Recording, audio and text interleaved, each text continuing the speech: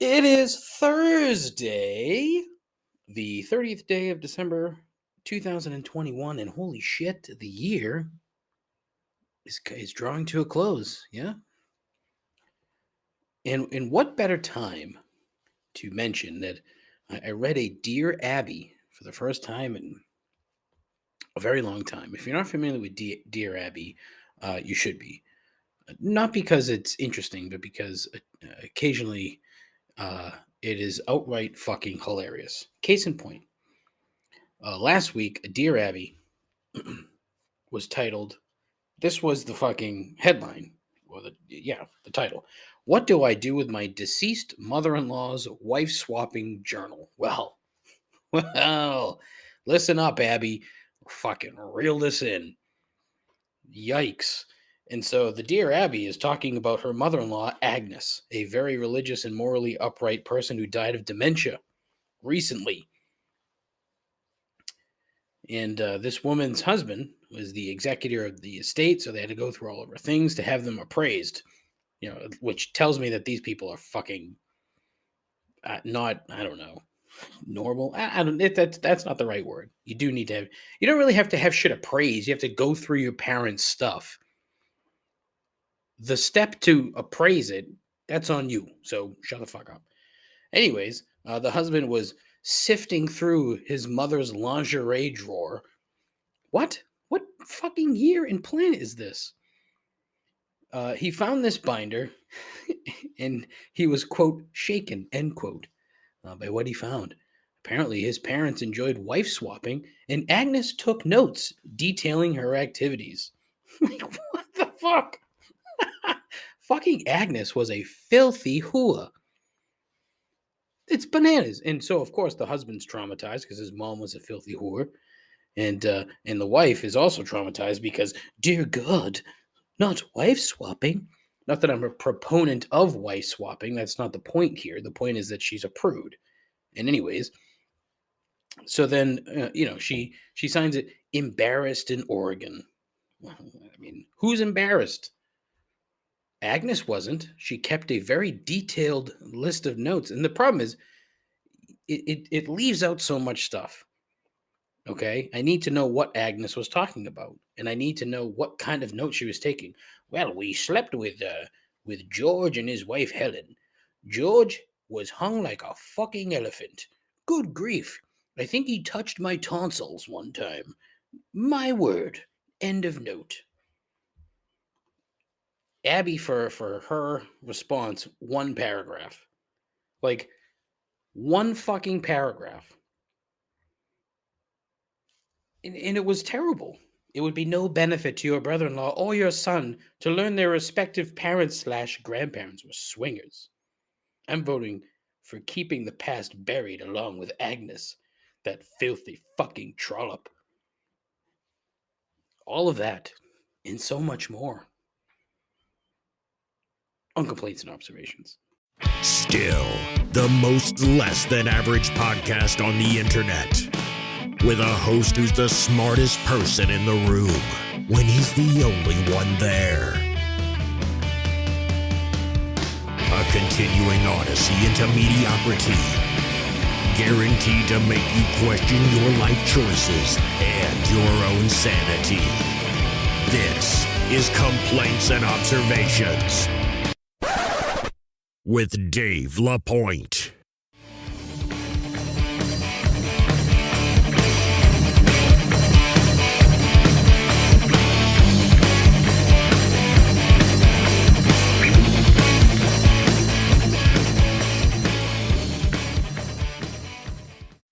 Who the hell is Dave LaPointe? Hello, welcome to the show.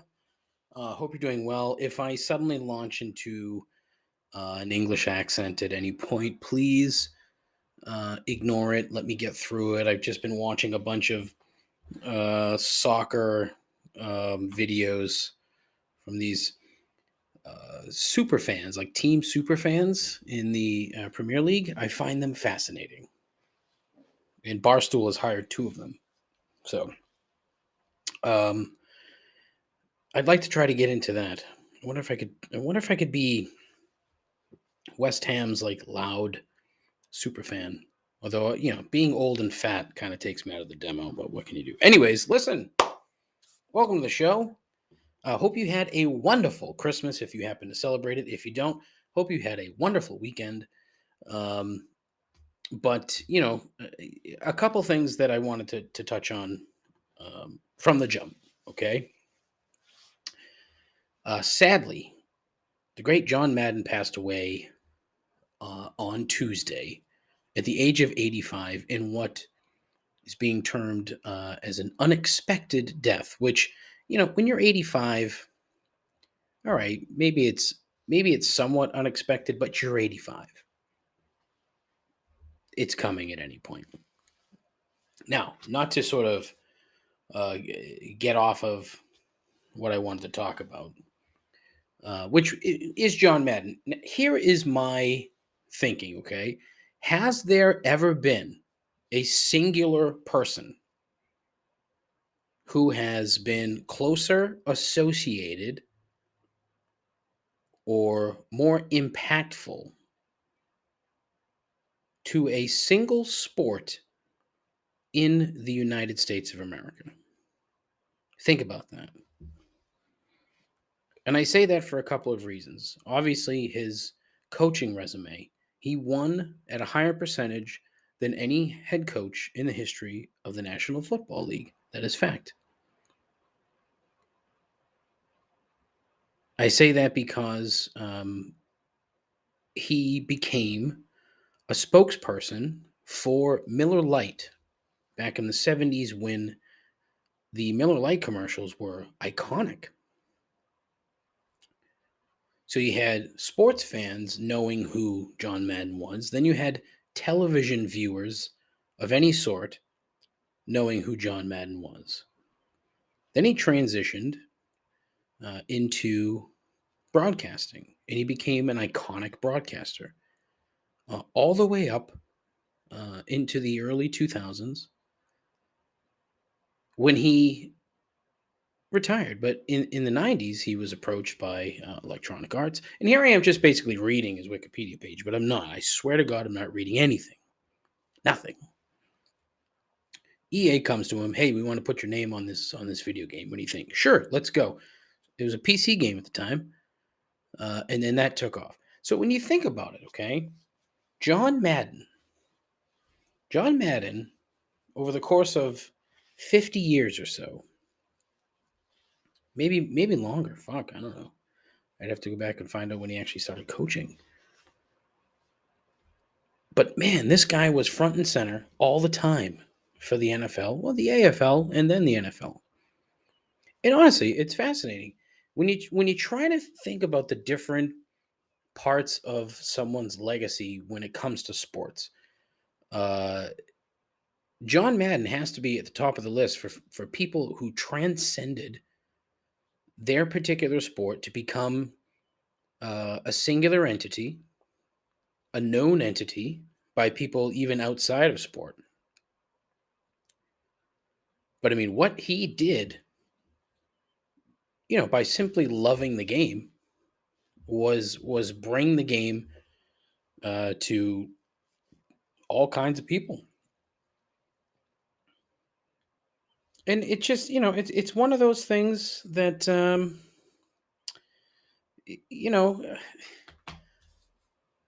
you think about it and you try to extrapolate what he did versus people in other sports. Now, let's look at hockey. Like, what would that be? Gordie Howe, Bobby Orr, Wayne Gretzky. There was no Wayne Gretzky hockey. I think there was one game, but I mean, that didn't really last. Like Larry Bird, Michael Jordan. Michael Jordan, you could say maybe. And then maybe LeBron. But the thing of it is, right? Jordan's video game, and it sucks because I'm kind of putting the video game thing together, but it's more of I'm trying to draw comparisons, okay? Jordan versus Bird on the Atari, dynamite game, tremendous. But John Madden had his hand in a number of different things. And if Michael Jordan, let's say Michael Jordan went on to own a team and won, I don't know, let's say a title, won. But in Jordan's case, there was the shoes, there was the commercials, things like that. So maybe that's a comparison, except John Madden didn't play. So it's a different comp. But I think it's a comp nonetheless. So I guess my overall point is just trying to dig into the legacy of John Madden and just how massive it really was. Because again, you think about what he did on the field as a coach, off the field as a broadcaster, and putting his name smartly on the fucking on the video game. It's at least in football incomparable, right? Yeah, I answered my own question as I thought more about it. Maybe you could say like Babe Ruth, but I don't. I think that was obviously a different time, and the exposure was limited and sort of, not as. I don't want to say not as pronounced because that's not the right word, but it was a little different because it was controlled. He got to sort of control the narrative and to a point. But yeah, John Madden, Michael Jordan. That's about it. Yeah, interesting. So that was my thought about John Madden. Rest in peace. Interesting cat. I still haven't watched the documentary, but I'll get to that at some point. So, kind of keeping it in football. This is totally fucking stupid. All right, just really fucking dumb. As I've mentioned, my wife and I have season tickets to the Patriots. My brother and typically my nephew come along, and we prepay for our parking. Okay, and the parking tickets, the parking passes say that the lot opens at 8 a.m. Okay, so we prepaid for the entire year. So my thing is, okay, 8 o'clock, that's fine. People start lining up. We end up usually getting to Gillette anywhere between 7:45 and 8 o'clock. And it typically means waiting in line in the breakdown lane on Route 1. So I sent an email to the parking people at Gillette Stadium because I'm that kind of guy. I'm that guy. And I didn't want to be a dick, and I don't think I was. I just said, look, I don't understand why you would put on here that the lots open at 8 o'clock and they never open at 8. They may have opened close to 8 the first day of the season, first game of the season. But I don't think that's the case. This started a bit of a back and forth between myself and the folks at the the parking department.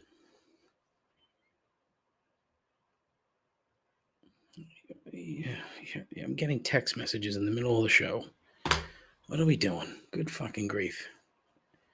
Yeah, go to dinner, Jen. It's fine. I don't care. Jesus. Whatever. I'm trying to complain about parking. My wife feels the need to fucking send me text messages. Oh, I am a dick. I'm terribly sorry, dear. Where was I? Oh, so we go back and forth. And I'm just saying, look, I don't see the point of having this say 8 a.m. if I'm going to be subjected to waiting for 45 minutes before I'm let into the parking lot. What's the point? Just fix it. Just put something in fine print like, hey, we're at the mercy of the state police. But, and it's like, oh, maybe we'll look into that and this, that, and the other. And, they had the fucking nerve.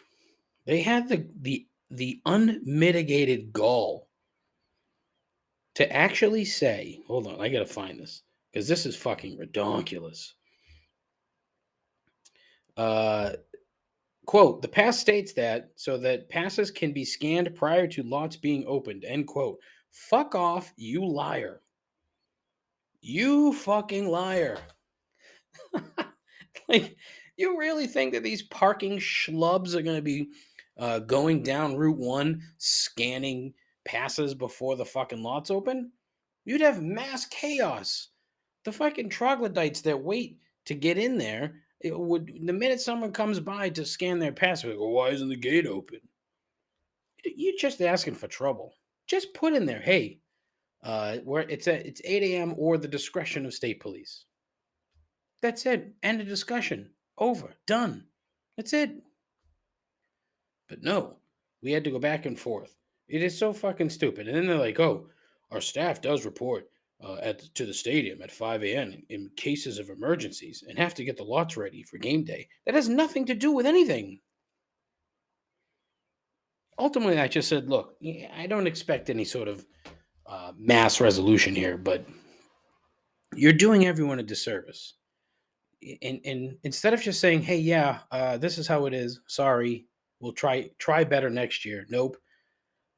It's your typical customer service response, which is to blame everybody else instead of taking responsibilities for being stupid. It's so petty, isn't it? I'm being horrifically petty.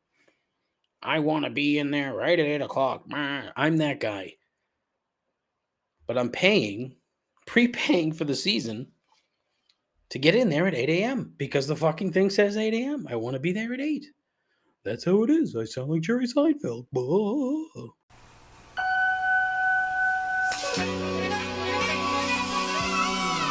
Movie trailer review. I'm too lazy to watch the feature. Movie trailer review.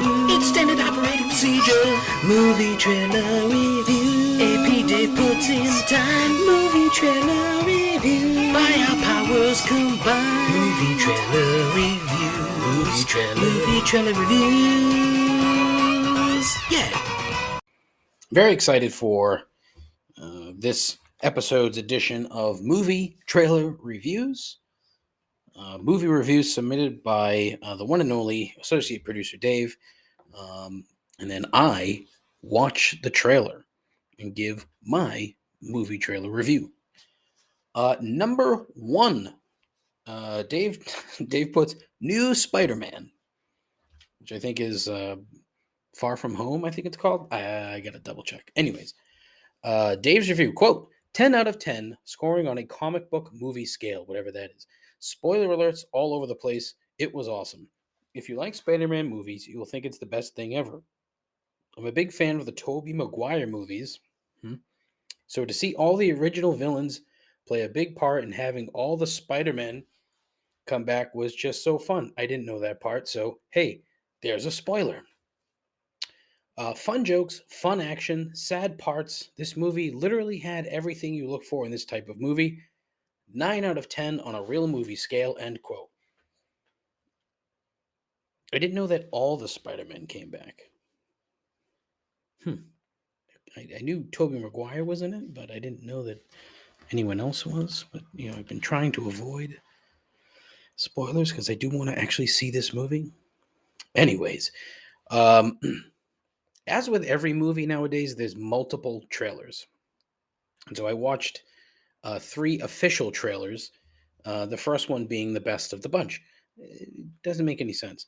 It gets worse later on. Anyways, the long and the short of it is Cumberbatch and his Doctor Strange character basically fucked this whole thing up, right? That's what I think. And it, the multiverse opens up like you saw in, which movie was that? No, not the movie, the show, Loki, the multiverse, which is a Marvel staple and has been for a number of decades, really. It's like, oh, we need to change things up. We need to add to the story. So let's, just open up a whole entire new, chain of events, but they all exist on the same timeline. It's interesting. But yeah, Dave loved it. Seems a lot of people loved it. Octagon Bob on Barstool, who I'm a big fan of, he loved it. Previous coworker Connor, he loved it. And I'm looking forward to seeing this movie. I think I'm going to actually go and see it. It'll be the first movie I've seen in its entirety in quite some time. Hopefully, go next week. We'll see. If I do go, I'll be sure to let you know. Review number 2, New Matrix. Dave's review, quote, "This movie stinks." And he put stinks in capital letters. 2 out of 10. Such a cool concept, but failed miserably. I loved the first movie, thought the sequels were just meh, but this one is hot garbage. Too bad. Not much to say about it that hasn't been said. I don't know what's been said. Again, very cool concept that misses the mark on every level. I'm so pathetic that I watched it twice just to see if my first take was correct, and it was slightly better on second watch. So I'm changing my score to 3 out of 10, end quote. So in other words, he purposely watched a movie that he didn't like for a second time. Oh, Dave, I'm so glad that you said that you're pathetic, because good fucking Lord, man, that is pathetic. Yikes. What on earth is that about? Oof. So a second ago, I mentioned that there's multiple trailers now for every movie, and this was no different. Matrix Resurrections. The first one had, it kind of gives you the same basic vibes as the previous films. Now, full disclosure, I went to see the first one in the movie theater when it came out, and I was like, oh, okay, that was interesting. I didn't love it. I thought it was fine. I also, had a fucking tough time following it. And the subsequent movies that came out, the 2 sequels, I don't think I saw them. I definitely didn't see them in the movie theater, and if I did see them, I was half paying attention. So, not the biggest fan. Interesting concept, but at the same time, kind of dumb. I've been convinced since the get-go that the Wachowskis there are just on mushrooms, and so um, they made a movie of them being on mushrooms. But just for me, it was a giant meh. Like, it sucked because I like Keanu Reeves a lot. I think, one, he's a decent human being, and 2, he's a good actor. So, stuff that he's been in, I've seen, or of late, where I just don't care to watch movies, like all 3 John Wicks. Never saw them. But he's a good actor and like him. So what can you do? But Keanu probably made a ton of cash from this thing, and good for him. He'll probably give a bunch of it away and be a nice person, because that's what he is. But this movie did nothing for me. This trailer, I should say, did nothing for me. I have no desire to go see this film. I have no desire to go back and watch any of the other films either. It's just not something that I have any interest in. So, yeah, there you go. Number 3, the Adam McKay, Leonardo DiCaprio, Jennifer Lawrence film, Don't Look Up. Dave's review, quote, "Very clever satirical movie that uses a big old comet coming to hit Earth to speak about the current climate of the world, parentheses, COVID, politics, etc., closed parentheses. I thought it was very well done. Good story, good acting, good humor. Everything was just good. Wasn't amazing, but wasn't bad. 8 out of 10 sounds so much better than saying B, but I give this movie a solid B. Does 8 out of 10 equal a B?" End quote. No, I think an 8 out of 10 is an A minus. So I think a B would be like a 6.5, 6 out of 10. I don't know. I'd have to suss that out and see what the actual scale is and compare it to school grading. Again, watched 2 trailers. One was a much shorter, sort of an intro thing. The second one, a little bit longer, a bit more detailed, to kind of give you a basic idea of what's going on. I'm interested in this film for a couple of reasons. Actually 3 reasons. One, Adam McKay fucking rules. So this has to be good. He's made a couple of duds, and I wish I could tell you what they were, but he's made far more great movies than bad movies. That's a fact. Two, Leonardo DiCaprio as a fat dork looks funny. So I can get behind that. The fucking like facial hair he has in this, like, that's terrible. I really hope that changes throughout the course of the movie because that's bad. Does nothing for him. And then finally, this has been compared to Idiocracy, the absolutely fantastic Mike Judge movie from a handful of years ago. And so the comparison to that leads me to think that I would thoroughly enjoy this movie, which is why I am going to see it. So Dave brought it this week, big time. 3 movies, and 2 of which I think I might actually see. I would venture a guess that this is the first time in the history of the movie trailer review segment that I want to actually see 2 of Dave's 3 movies. So well done, David. Nicely done. And thank you as always. Absolutely love this segment of the program. It's terrific. The only downside to it, right? And I was thinking about this as I finished up the last trailer. There's so many fucking movies. How many of them are actually any good? I'm venturing a guess, not many. The law of averages is definitely against the film industry, right? And especially now when the number of original films is so minuscule. I mean, look at it. The first 2 in his in his segment were sequels. You know, it's like, oh, hey, we got a great idea. Let's fucking kill this thing and beat it into the ground to make a few bucks. And the comic books are like Marvel / Disney. They are guilty as all fucking hell, but they know it works and they know that people like it, so they keep making them, which is fine. You can't fault them for that, can you? No.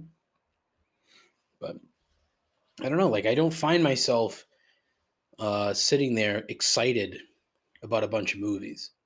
Like, having 2 pop up in the course of a week is rare.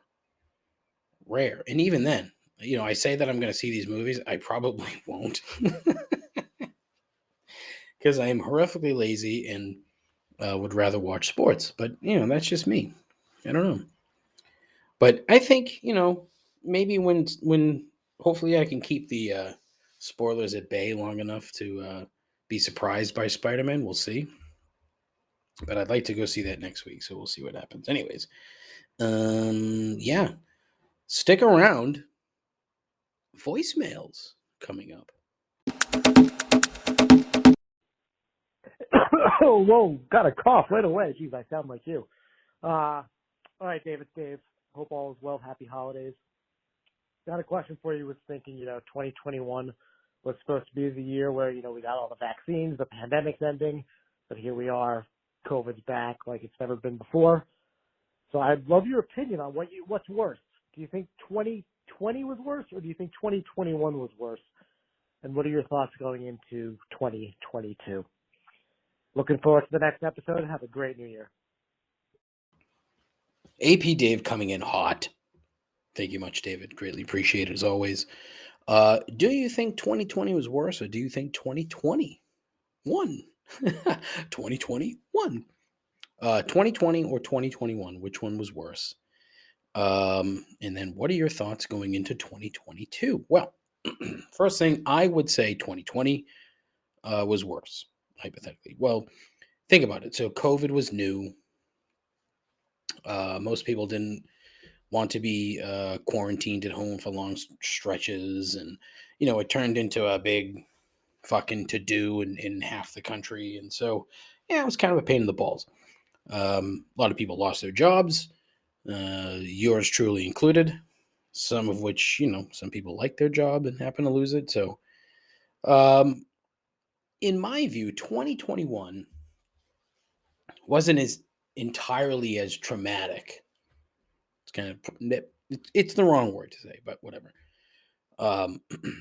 In my view, but a large number of people did get up in their feelings 6 days into the year, and it's been a whole lot of dumb ever since. The vaccine stuff, it's helpful. you look at this thing and having to deal with it and the number of people that are catching it and dying, it's not good. So take the vaccine, it helps you out. It's the whole idea. It's not a cure because it doesn't exist. A virus, and virus mutate, and that's how it goes. Just like the flu, just the worst flu. In most cases, I don't think this new one, from what I've been reading, is as nasty as the first go around and the second go around.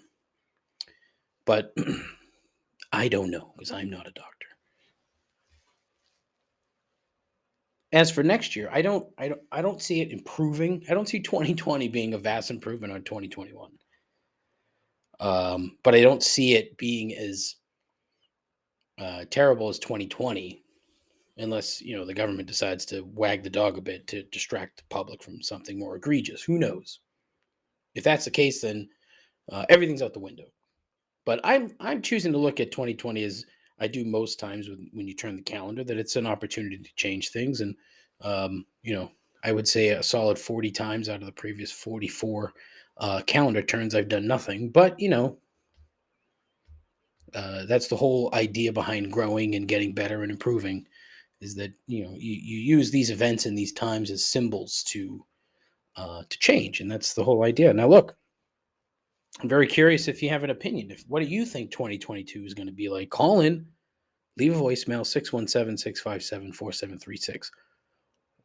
Give me your best Nostradamus? That guy freaks me out. So call in, do that. And what do you think? What do you think 2022 is all about? Hey, Dave, it's Bankley. Yeah, I just want another bet. I'm the man. But I'll tell you this, dude. What was that post of the mask, dude? Who cares the fuck? No one needs to wear a mask on a plane. I'm fucking sick of this shit. You play it on the air. Masks are stupid. They don't do anything. You hear me? Masks don't do anything. Goodbye. Scott Banksley, thank you as always, Scott. Appreciate it. But I'm thrilled that Scott found the time to become an epidemiologist or a virologist in his spare time. He's a very smart young man, so it's good for his family. Listen, masks, no one likes them. And saying they're stupid or dumb isn't new. This is where we are here, and I, you heard the last message from Dave about 2021 and 2020. It's just that's where we are right now. So it is what it is. No one likes them. And also saying that they don't, quote, work, end quote, is curious. The Japanese have been wearing masks in public for years. They're doing fine. They would do it for different reasons. One, there's a shit ton of them in confined spaces. And so the wearing of the masks helps to mitigate, cold and flu symptoms and whatnot. So, if you put your hand over your mouth, it's covering stuff up. A mask, is it the same as your hand over your mouth? No. Is it different? No. Do they all work, quote unquote? No. It's not something that I care to even argue about because I don't know enough about it. I'm not smart enough to think of these things. All I know is that if I want to go somewhere and they tell me I have to wear a mask, fine, I'll put a fucking mask on. The tweet that he was referencing had nothing to do about masks per se. It was more about rules. And my point was that if you don't follow the rules when flying a plane, you should be banned from flying. It's that simple. It's not a lot. In this case, whether the masks work is not the point.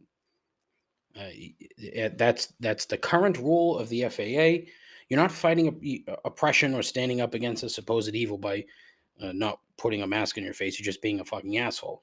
You're holding up the plane is what you're doing. It's putting a piece of cloth over your face for a couple of hours. It's not going to fucking kill you. But my overall point of the tweet at Complaints Pod was basically that if you cause a disruption on a plane, you're banned from flying. That's it. There are certain places that it should not be tolerated at all. And in a fucking tin can, however many thousands of feet above the earth, is one of those places. Last month, a Tennessee woman got fucking shit-faced on a Spirit Airlines flight, giant red flag, and assaulted 2 flight attendants, and apparently started trying to give out hand jobs. Literally. That's true. That happened. Guess what? She should never fucking fly again either. Done. See you later.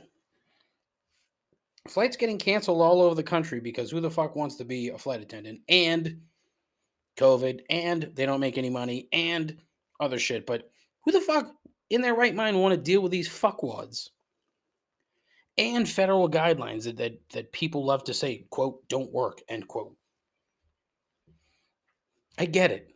Nobody likes it. It sucks. It's a pain in the ass. It's a part of life right now. So you have the choice to make. And look, again, Scott's a smart guy. What's the alternative here? You want to not wear a mask on a plane? Fine, don't. But guess what? You're never going to fly again. That's how it should go. And that goes the same for anybody who feels the need to stand up and, yell and scream about anything on a plane, get shit-faced and try to fucking jerk people off. Those people do not belong on an airplane. Airplane trip should be for civilized people. That's it. Cut the shit. No one likes it. It is what it is. Fuck.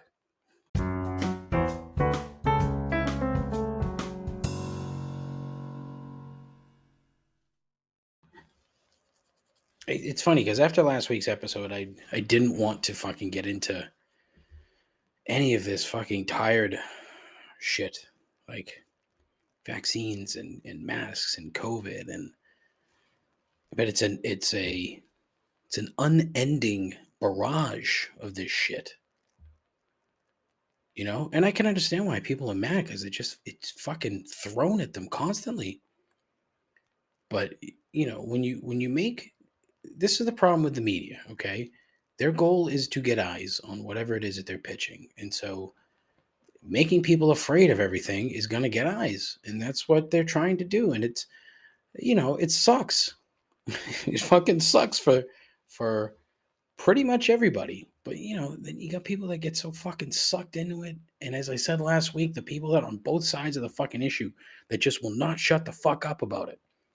Like, can we just fucking stop and just go about our lives? Can we do that? I don't think that's going to be possible ever again, honestly.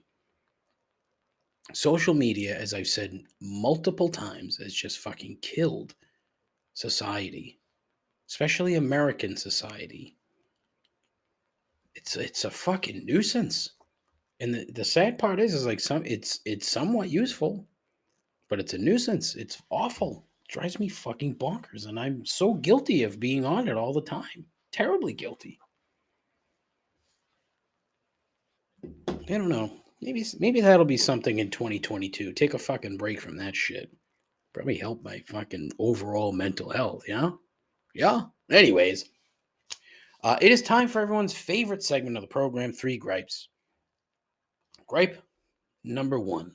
Farewell videos of your pets. Another social media phenomenon. And social media, oh God, fuck. Like, I guess 2 or 3 gripes are fucking social media related. Gah! As someone who's lost far too many pets in their day, there's nothing that I'd want to do less than film the entire pre-death sequence and then share it for people to watch. Like, who the fuck, what kind of sociopath does that? Why? Why? For what? If you have friends, family, followers, or whatever, they already know that you love your pet. Like, they already know that. Because if you're like me, you're posting fucking pictures of your cat all the time. Or you were before your cat passed away. Post a picture or video of your pet when they were happy and healthy. And say that you'll miss having them around, you love them, farewell, that kind of thing. And then cry by yourself, asshole. Stop making other people cry. Because fuck, there was one the other day of a guy who took his dog to all of his favorite places. Now, the other problem is that somebody did that once, and then, as with everything else in social media, it has to be copied 85,000 fucking times, as if it's somehow original anymore. It's not. After the first one, it's no longer original, and you shouldn't do it. Find something else.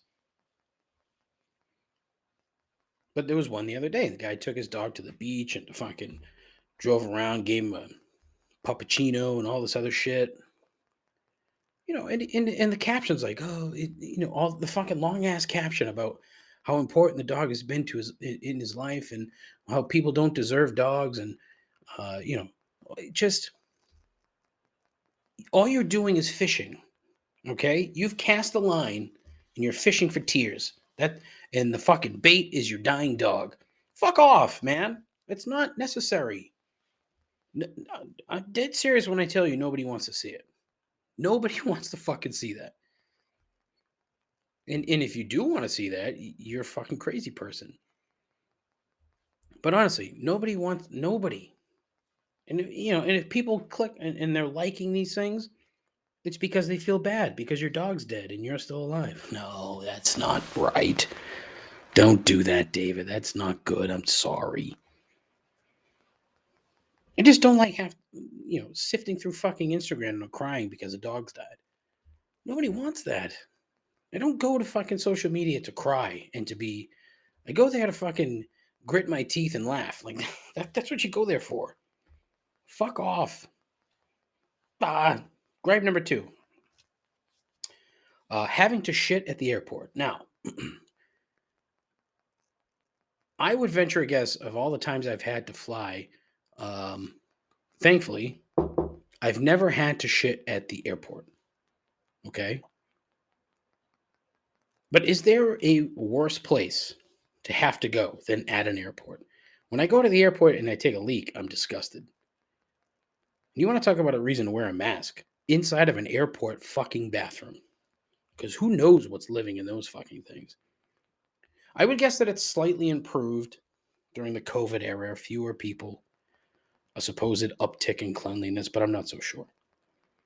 Who's going to sign up to work in a fucking airport right now anyways? Or any other time for that matter. Public restrooms as a whole are just not that clean. So if you arrive for your flight and suddenly your stomach is angry, what's the move? What is the move? About a month ago, I had to take a lift up to the airport. I talked about this before. Might have been episode 100, talked about it. I'm in the back of the car and I've got to fart the whole fucking ride. I got out of that car and unleashed something fierce. It was terrible. But it made me very, very nervous, thinking, oh my God, I really don't want to shit at the airport. Thankfully, it was just breaking wind and I was fine. But listen, what's the move if that's the case, okay? Honestly, I would try to survive all the way up until the fasten seatbelt light has been turned off. I would say that the airplane is a safer bet, sanitarily speaking. Yeah, it's a confined space, but it's a single unit. There are fewer people milling about or coming in and out, and an airplane has the best filtration system available. So there's less of a chance that you'll stink the whole plane out, which is good. The biggest concern, though, I think, would be time, right? If you're like me and you're a somewhat hirsute fat man, it takes a little bit longer than your standard person. No matter. The play is to see if you can keep things at bay until it's finally safe to move about the cabin. Cabin? See, I butchered the joke. Like I wrote out a good joke, okay? Let's try this again. The play is to see if you can keep things at bay until it's finally safe to move about the cabin. And then it'll be safe to move your bowels. But see, I thought it was a good joke, but not really. But that's a serious point, and I think it's a serious issue. I wonder if it changes things if you have access to a lounge, an airline lounge. I wonder if those are cleaner. For Fair question. Never had access to a lounge, so I don't know. Anyway, gripe number 3. Why do so many Christians have to put their Christianity front and center all the time? This is the second of 2 gripes here centered around social media. So this is in the context of social media, more or less. And so that you know their views because for some reason they feel the need to put it in their bio. Why? Why does your relationship with Jesus Christ need to be first and foremost in your identity, your entire social media identity? Because it's at the top of the page, right under your name. So obviously it's the most important, one of the most important things. If you're a priest or a rabbi, a pastor, or whatever, I get it. It's fine. You have a different relationship. But I mean, do you think you get like heavenly points or something for that? Like you get up to heaven and St. Peter is all like, quote, hey, did I just say quote? You fucking dummy. You get up to heaven and St. Peter is like, hey, what's up? Let's have a look at your resume here. Okay. You weren't the nicest person we've seen up here, but you did say in your Instagram bio, God is number 1. And at one point you had Christ follower. So that's +2 for you, bub. But you're a closeted gay, so down you go. Yeah, I don't understand it. Like, what's the point of are you like so proud of your religion? I mean, I guess you can be, right? Just like anything else, but pride is not the best thing in the world. It's there's a word for it, and I'm looking for it, and I can't find it. Pride. Not a 7. It's not one of the 7 deadly sins. 7 deadly sins. That's not it. Pride. Maybe it is. I don't know. Anyway. But I mean, it should be a personal thing between you and your chosen deity, right? This isn't the Middle Ages where we're trying to convert supposed heathens. Is it? Maybe it is. I don't know. I mean, in the minds of some in this country, but in reality, that's not it. I just don't see the point. It almost makes me wonder if you're trying to cover for something else. I don't know what that something else is, but obviously you think if you put that there, that's going to sort of change the view of anybody who visits your social media presence. And you know what? Same goes for atheists, okay? Settle the fuck down. No one really cares. Congratulations, you don't believe in anything. I'm thrilled for you. For the same reason that I'm thrilled for these other people that love to say that, Jesus is beside them or some bullshit. If that makes you feel better, that's fine. That's cool. It's great. But again, I still think it's a personal choice and it's a personal decision. It should stay personal. I don't understand the need to broadcast it to the fucking world.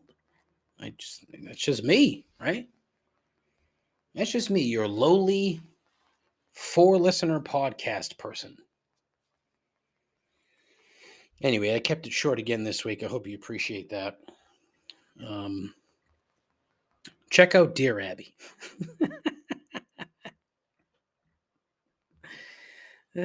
Boy. Yeah. What do I got? So, the Instagram page @ComplaintsPod, the Twitter page @ComplaintsPod. The Twitter page is very sports centric. So if you're into sports, come on by. Instagram, not so much. I don't really do much. I just kind of try to post funny things there occasionally. Videos of my dumb face occasionally. I have a Twitch page, which I've forgotten the name of. I think it's just like complaints and observations. I don't know, or maybe complaints pod. I have no fucking clue what the name of this thing is. What is it? Yeah, I don't know, but I haven't used it. So what can you do? I have a YouTube page I haven't done anything with. I have a Facebook page, but fuck Facebook, fuck Meta. I have a website, complaintsandobservations.com. You can check out the blog. Hopefully I get to a blog on Friday. We'll see. I didn't get to a blog last Friday, so I don't know. Call into the show. Leave a voicemail. What's on your mind? What do you want to complain about? 617-657-4736. 617-657-4736. I need to know what is pissing you off. If it's me, well, you can fucking pound sand. But call in. Let's talk. If you want to be on the show, let me know. Let's talk. If you know somebody that wants to be on the show, come on. Let's talk. I said last week that I had an idea for another podcast, and boy, did I fuck this one up. I had an idea where I was going to talk to sort of like regular people, right, about their job and about what they did and how they got to that point. Well, it turns out somebody already does that and does it extremely well.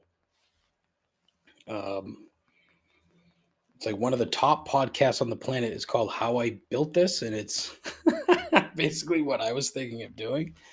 This is what happens when you don't do any sort of like legwork or studying. So I don't know. I just don't want to do another podcast. I just don't know what. I want to find one that's a bit more nichey. I just don't know what a niche would be that I would have any fucking clue to talk about. So we'll see. I read today that somebody has a podcast about the comic strip Kathy, and they like defend Kathy, and people listen to that. Like, what the fuck? That just goes to show this medium is fucked. This medium is really fucked up. Like here I have a pretty decent idea, and it's, it's nothing. I don't know. But anyways, look, that's it. As always, listen, thank you so very much for listening to the show. If you did, I don't know if you did or not, but thank you. Please, I ask you to tell your friends, tell your moms, tell anybody, really. I don't give a shit. No one's going to, really fucking care one way or the other. But it'd be great if they came by. And that's all. So listen, take care of yourself.